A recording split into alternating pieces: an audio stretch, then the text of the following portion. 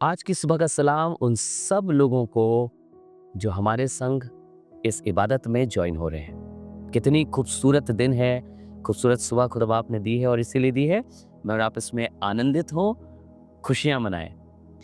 आज का जो कलाम है वो एक प्रश्न से शुरू करना चाहता हूं। Today's word I want to begin with a question. Have you ever been angry with God? क्या आपको कभी प्रभु पे गुस्सा आया है? आपको कभी क्या ऐसा लगा, ये क्यों किया प्रभु आपने, क्यों ये वाला कार्य करा, क्यों आपने ऐसा किया है? कभी आपको ऐसा लगा, कभी आपने ऐसा किया है?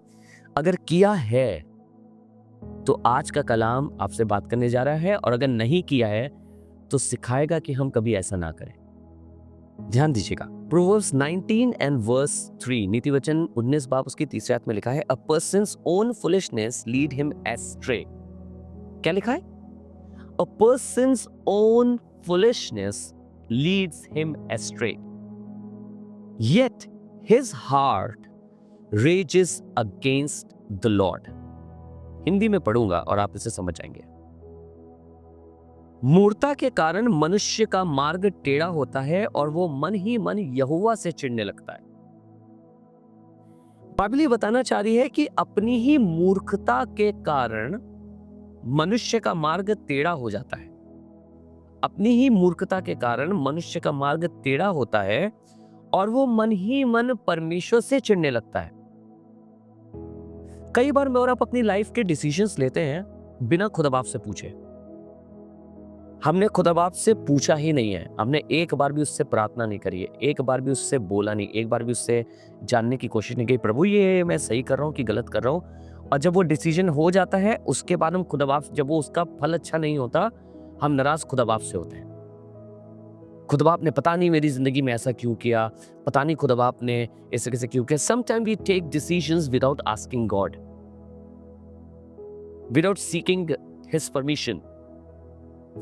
We take decisions according to our wisdom, and whenever the result of those decisions does not go well, we start raging against God. We have complaints against God.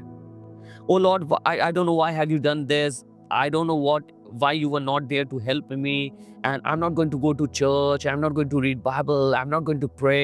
मैं चर्च नहीं जाऊंगा, मैं बाइबल नहीं पढ़ूंगा, मैं दुआ नहीं करूंगा। हमारा सारा क्रोध परमेश्वर पर निकलने लगता है, परमेश्वर पर जाने लगता है। पर ये क्यों है? क्या डिसीजन लेने से पहले हमने खुदा बाप से पूछा था? कई बार तो हम ये कहते हैं, नहीं ये खुदा की मर्जी में था कि ये चीज खराब हो जाए। खुदा की मर्जी में कुछ नहीं होता, खुदा बाप कुछ नहीं करता है। खुदा बाप से पहले डिसीजन लेते समय पूछिए तो, Lord do you really want me to do this और नॉट? क्या तू चाहता है मैं ये करूं या मैं ना करूं? पूछिए खुदा बाप से। खुदा बाप मुझे और आपको बताएगा, समझाएगा, मुझसे और आपसे अपनी बातों को कहेगा। और जब वो कुछ करता है तो यार आपको सच बताना चाहता हूं, उसके बताए हुए कार्य में बरकत होती है। Everything that God creates is beautiful. पर मैं और आप गुस्सा तो खुदा बाप से हो जाते हैं। प्रार्थना करना हम खुदा बाप से छोड़ देते हैं, बात करना खुदा बाप से छोड़ देते हैं, बाइबल पढ़ना हम छोड़ देते हैं, चर्च जाना छोड़ देते हैं। You are not suppose to be angry with God, you are suppose to be angry with yourself. मुझे और आपको परमेश्वर से गुस्सा होने की जरूरत नहीं है, अपने आप से क्रोधित होने की जरूरत है, और ये कहने की जरूरत है, उस दिन मैंने बिना खुदा से पूछे ये डिसीजन कैसे ले लिया था। खुदा बाप से क्रोधित होके और आप कुछ नहीं कर पाएंगे, पर हाँ इस बुद्धि को प्राप्त करके जो कर पाएंगे कि शायद मेरे डिसीजन में कुछ गलती थी। आइए दुआ करें, लेट अस प्रे। प्रभु धन्यवाद करते हैं, बड़े ज्ञान की बातें आपका कलाम हमें सिखाता है, उत्साहित करता है, बहुत सी चीजें हमें बताता है। आज प्रभु फिर से तूने हमें सिखाया है कि हमारे डिसीजंस कैसे होने चाहिए।